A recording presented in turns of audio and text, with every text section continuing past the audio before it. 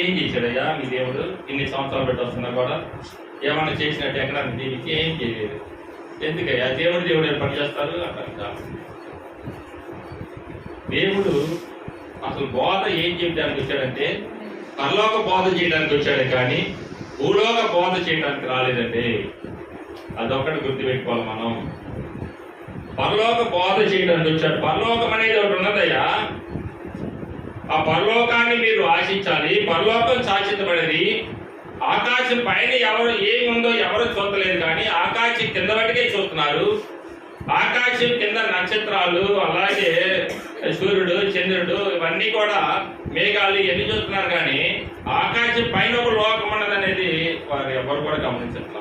కోరుకుంటుంది ఏంటంటే ఆకాశం పైన ఒక లోకం ఉన్నది, ఆ లోకము కోసము మిమ్మల్ని బోధ చేసి అక్కడ చేరుస్తానని చెప్పేసి నా తండ్రికి మాట ఇచ్చాను.